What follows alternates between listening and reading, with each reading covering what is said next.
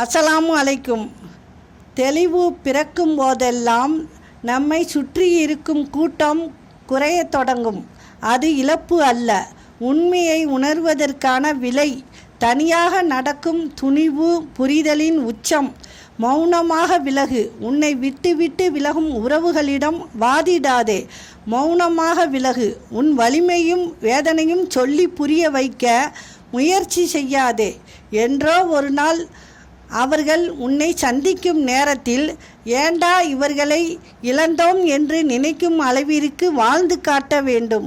வளர்ந்த பிறகு பென்சிலுக்கு பதிலாக பேனாவை உபயோகிப்பது எதற்காக என்று தெரியுமா?